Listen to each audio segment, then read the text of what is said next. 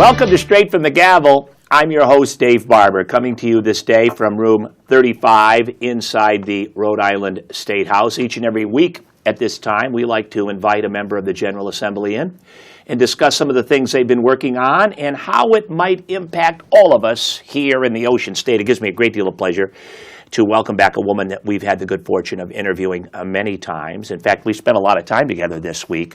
The Honorable State Representative from South Kingstown and Narragansett, Representative Teresa Tanzi. Representative, it's good to see you. Great to be here. Thank you for having me. And we were talking right before the taping. You're so fortunate because you represent one of the beautiful parts of our state. We're going to talk about that a little bit later. And when I jokingly said we've been spending a lot of time together this week, it was true because I was with your group of House members that took part in a discussion. I called it a summit at Rhode Island College about education and more specifically the whole NECAP exam and whether or not that's a good thing to use for graduation requirements. Let's do a little overview of that.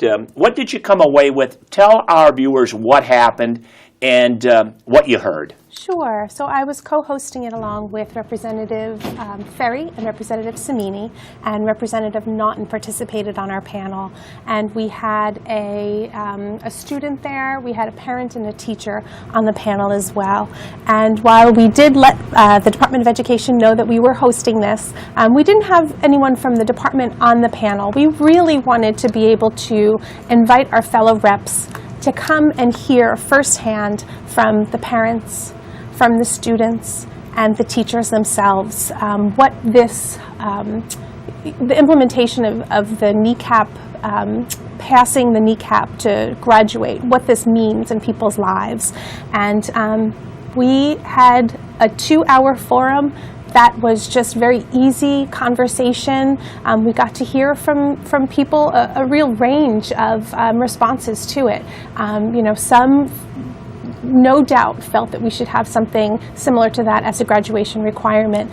But a lot of people, I think almost universally, asked the question, is the NECAP itself the proper test to do this? There's fears that the curriculum is not aligned to the NECAP, and it's been exhibited, I think, very clearly from what I have heard, both from the Department of Education as well as from the parents and teachers and students that night.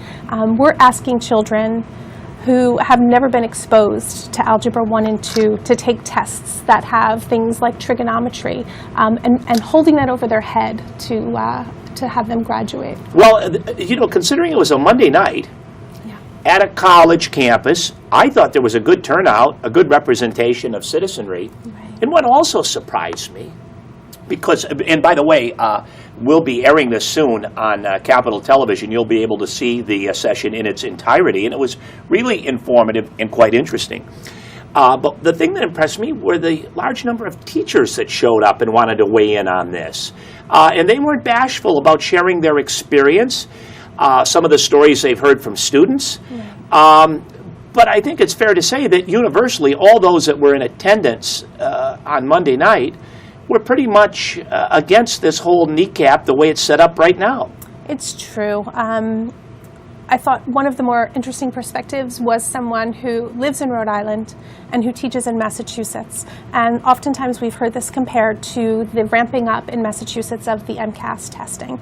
And he really brought it to light that they had 10 years of preparing for this, where they received millions and millions of dollars in grants from the Gates Foundation in order to do it appropriately. Right. And just comparing the difference between how the entire curriculum for an entire, the students who were going to be having this used for graduation from the time they were in first grade. They went through the exact curriculum that was exactly aligned for this particular test. And so I can't think of a better way to prepare a student for something like that. And had we, as a state, gone through that same process where we had aligned the curriculum to it, where we had prepared the teachers, where we had millions of dollars flushed into the system in order to really prepare for this, I would be supporting it as well. there are entirely too many questions in my mind that we're putting children's futures at risk for me to feel comfortable about continuing down this path. Well, and it sounds like it's creating a lot of stress, too. Kids are stressed, staff is stressed. A lot of time is taken out of the school day, preparing kids for tests, taking tests, doing these collective tests, these achievement tests, these various practice tests. And, I was thinking, if I were a student today in high school, and I said to Ms. Tanzi, my teacher, I said, look, I've taken all the courses you told me to take. I passed them all. I got the necessary amounts of credits.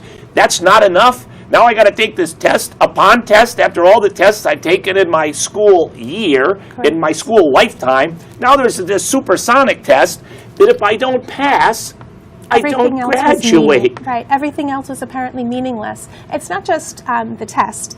There are also other requirements. So they have to do a portfolio. They're required to volunteer in their community. There are, numerous other hoops that these students have to, go through in order to graduate. And we've heaped one more on top of it. So when I think of what my education was like growing up, I went to public schools. I felt that I was prepared to be a citizen. And I think that the approach that we've taken now, this well-rounded approach of the portfolio, community involvement, 12, 13 years of passing. Sure. I think that's a lot. Well, if this group that you had there at this forum on Monday night is representative of the entire state, and let's face it, this was open to the public, anybody could come, people could sign up to address the group, share their stories, ask their questions. If this group on Monday is representative of how our state feels, this NECAP is DOA. I mean, I just got the sense that the parents were really, really concerned about this and weren't afraid to let you know. And share their personal stories. One of the most, in addition to this forum that we had on Monday night, I've been going to each of the schools in my district and, opening the door and saying whoever wants to come in and speak that works in the building will come. I'm going to be meeting with the administrators, with the superintendents, and I'm also attending open houses and PTO meetings to get the full, complete story. And one of the most heartbreaking stories that I heard, and this was told from many different professionals within the buildings, was stories of children who have learning disabilities who are forced to sit and take that test when they know and their support staff know full well that 2 hours is going to be spent staring at a piece of paper. And what is the message that we're sending to these children? They're going into this with so much stress. You brought up stress before, and that is one of the most used words when describing this. And it has changed the environment within the schools. The amount of stress that's being heaped on this high-stakes test has really just changed the school environment. No question about it. I was touched by the person who was in the audience who talked about the impact it has on students who have English as their second language. And the woman used the example of if we suddenly had to move to Japan and in 3 or 4 years had to take this test in Japanese, how difficult that might be for us. And that really resonated with me. But I thought it was great that you and a number of your colleagues got together, because nothing replaces shoe leather, getting out in the public, listening to what people have to say, and you were there to take their questions and share your feelings, and I thought it was terrific. Now, will there be any follow-up to this? Do you have planned at this time? What's next for NECAP? We have a new legislative session starting up in January. I know a number of the representatives, there were 13, just to let you know how important this is to representatives. We planned this in a very short time frame. Some people didn't even become aware of it until that afternoon. And we had 13 representatives show up that evening to listen. So clearly there is a lot of discussion that people want to continue. I'm encouraging them to go out and have the similar forums in their district and talk to parents and teachers and students there. We left that forum saying we don't have a solution yet, but it's the time for listening is not over, and the time for action is still in front of us. Well, again, I invite our viewers to be watching our line up on Capitol Television, you'll be able to hear some of the remarks as they were made last Monday night. I know you've given a lot of attention to this NECAP issue, and it's obviously an important issue and a controversial issue. But you recently held a mock session here at the State House involving some very engaged students. In fact, I believe a couple of their representatives were in the audience that night with a group, they call themselves the Providence Student Union. Right. Tell us about that mock session, and what did you make of it? It was an amazing experience. As representatives, we have fourth graders come to the State House every year. So they're all eligible to come as their annual school trip. And we have the joy of moderating a mock session with the fourth graders. We pick a topic. It can be something like silent school lunch, but you would get 20 more minutes of play at recess. And they debate these issues. And while that's wonderful, the ability to engage juniors, sophomores, seniors on something that really impacts them personally. The topic that we discussed was NECAPs. And it was such an amazing experience. They came prepared.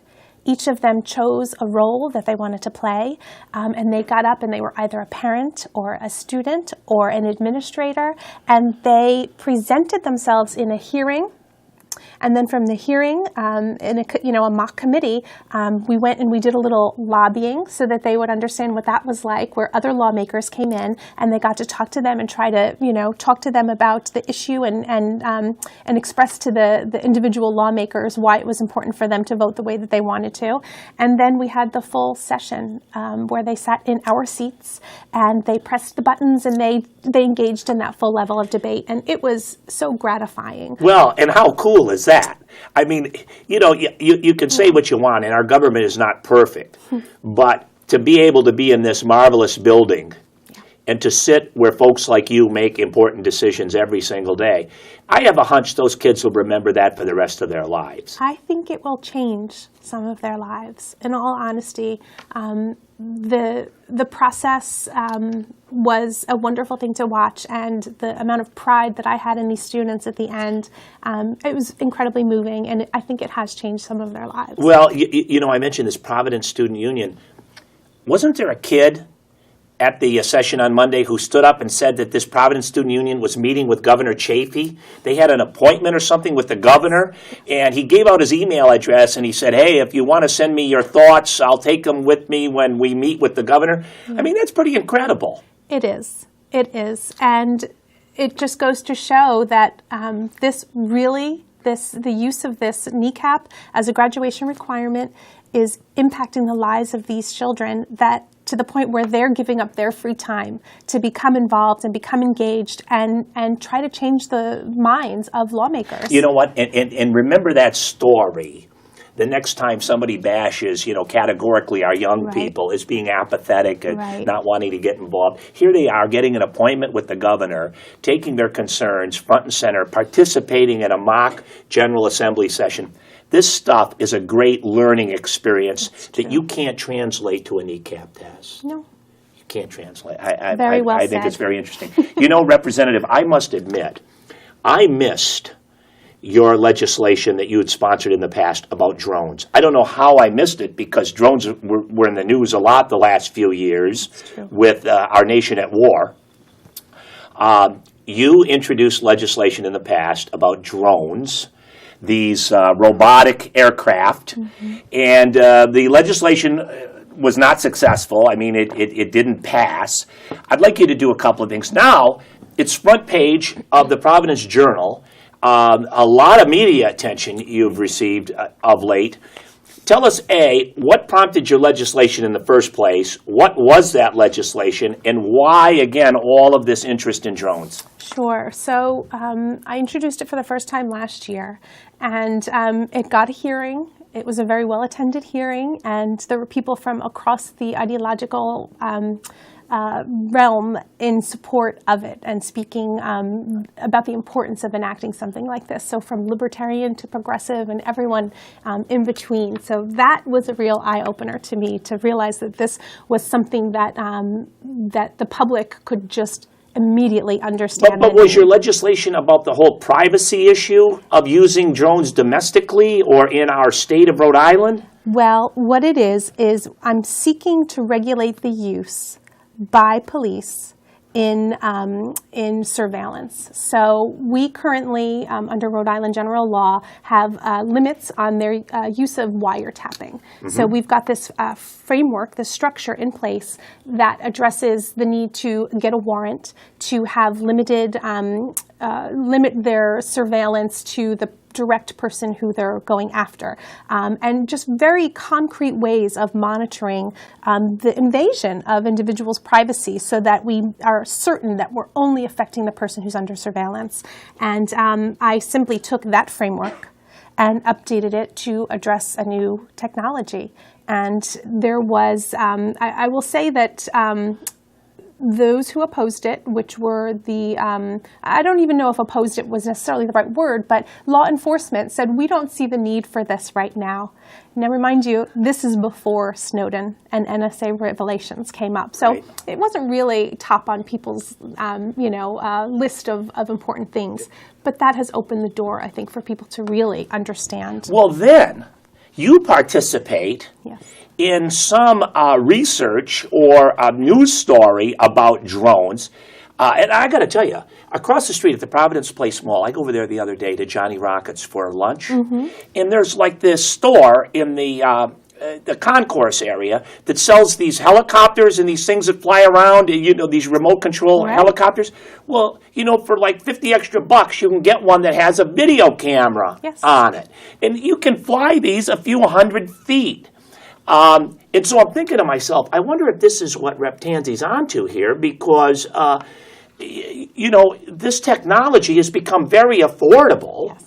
And my goodness, they sell them, over here at the Providence Place Mall. But you took part in this story about the use of drones, where they actually went to your house or hovered over your house or spied on your house. Tell our viewers about that. Sure. So I was contacted by the Providence Journal about the legislation that I had put in, and they asked if I would be interested in participating in this exercise about the use of a drone. They had gotten permission from their parent corporation to purchase a drone for $300. And which is, pretty much the bottom level. And they wanted to explore what could be done with something along this lines. As a newspaper, I think and the whole NSA revelation about, the government coming in and spying on them and looking at who their, reporters were speaking to and who their sources were. So I think that piqued their interest. And they saw a natural connection between my legislation and their interest. So they asked if they could follow me and come to my home and kind of explore the possibilities. I believe you referred to the experience or what you found out afterwards as creepy. Yes. What happened?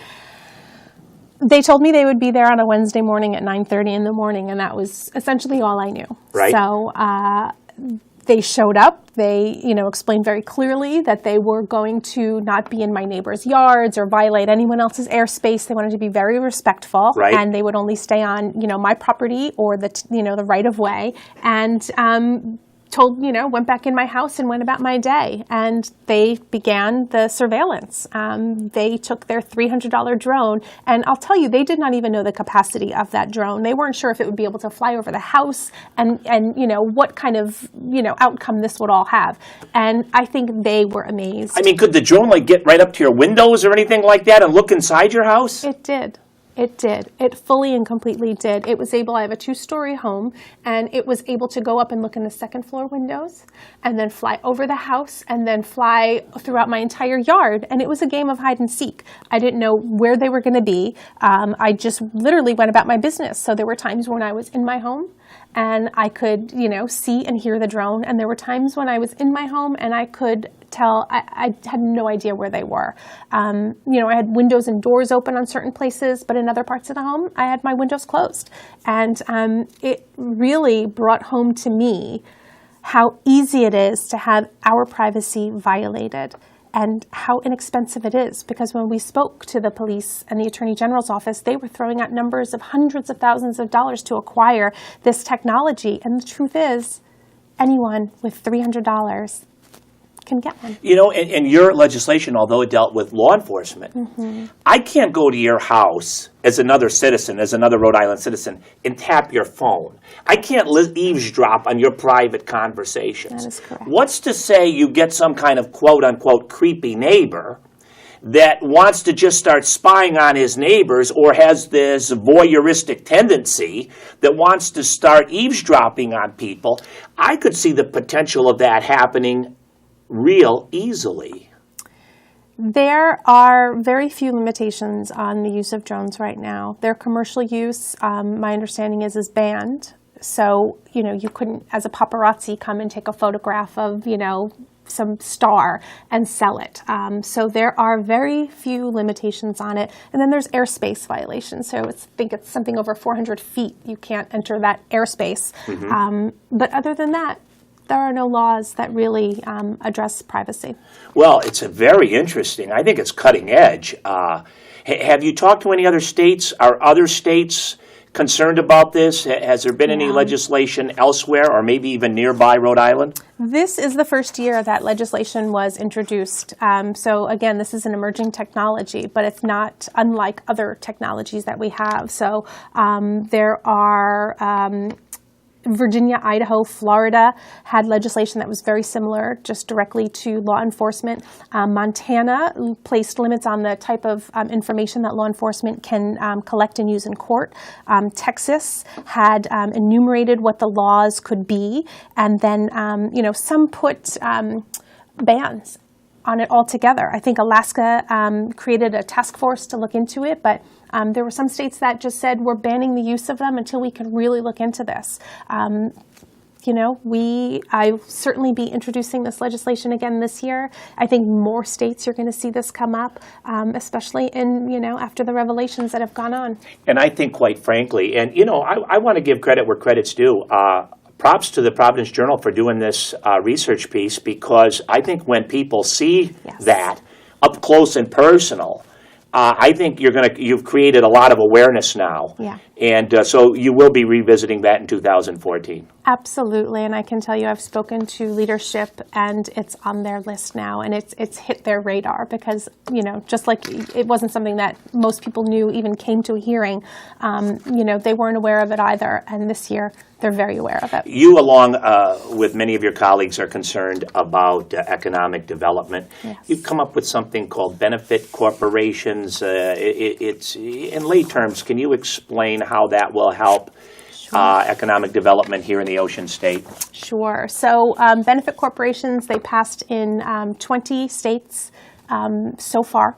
And the legislation is very simple. It gives businesses the legal option to assume a corporate form that allows for consideration of the environment and society. So as it stands now, corporations have one duty and one duty alone, and that is to maximize their profits. And so they can't take into consideration things like, you know, buying locally, you know, making sure that they have zero emissions when they create whatever the product is, or paying living wage within, you know, certain communities. And this creation of a new type of corporate entity allows for that. So it's not only one bottom line, which is profit, that everyone is focused on. It's a triple bottom line that is created, where people can, you know, decide what they want to give back to the environment, to society, and to their shareholders. And you want to know something? They become better corporate citizens. Absolutely. And they win as well as the citizenry of Rhode Island. You've had some favorable media attention on this too.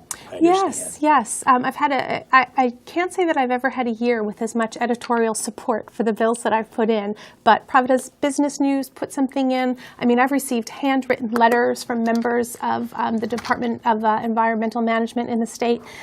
It is just an opportunity, like you said, that makes them better corporate citizens, but if a corporation decides that they want to have their employees volunteer, that's nice, and they can only do that if it benefits their bottom line. At this point, that bottom line is blown away, and corporations are allowed to do, many different avenues. You also had some legislation signed into law that deals with the handling of tax credit programs. How will this new approach work? Sure. This one is a piece of legislation I've been working on in a much larger form for many years now, even before my time at the General Assembly. And I've been on your show before to talk about the tax expenditure report. There are 235 times when the state of Rhode Island says, we don't want your money, whether it be a sales tax exemption or, some kind of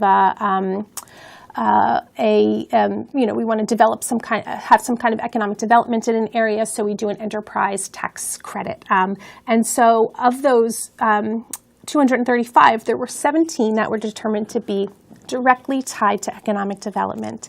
And so what this bill does this year is it provides the type of oversight that I think is necessary for these types of tax, incentives. So looking at them, a rough estimate, there are over $40 million in benefit that the state no longer takes. So $40 million of foregone revenue. And again, that is an absolute bare minimum that these 17 have done. And what we do, and to give you an example of what some of them are, we've got the Jobs Development Act, which is $15.3 million. We've got the Motion Picture Act, which one person alone claimed $1.9 million in tax benefits. So that was a coupon that they handed in at the end of the year saying, I'm not paying $1.9 million worth of taxes on. And we've created now this framework to evaluate whether or not they're being useful. Where are the best deals? Hey, in the minute or so we have remaining, sure. I'm a huge fan of your district in that it's one of the most gorgeous places in our state. I told you it's it's just absolutely paradise there in Narragansett. What's your summer been like down there? What kinds of things have you been involved in your community? It must be magnificent to live there. It certainly is, and most of the work that I'm involved in, because it's something I'm very passionate about, is biking and walking. And we've got the beautiful O'Neill bike path that goes through. I've been working on getting it extended all the way to Narragansett Town Beach so that it can span from the ocean all the way up to the train station. I've been working on opening up a corridor between other little neighborhoods in the state. So to me, just getting people outdoors more to enjoy the beauty of South County, finding safe ways for them to do that, has been a big focus for me. Well, as my body will attest, I haven't done a lot of bicycling in Narragansett, but I have done a lot of scootering. I like taking my Vespa down there and go along the shoreline, and you have great eateries, and it's just a lovely environment. Representative Teresa Tanzi, thank you so much for being our guest. You've worked on some very interesting stuff. You had a great session. I wish you and your colleagues in the Rhode Island House the very best in 2014. Thank you, Dave. It was a pleasure to be here. Thank you for being here. And of course, we could not do it without you. Thank you so much for watching. My name is Dave Barber, and remember, you heard it straight from the Gavel.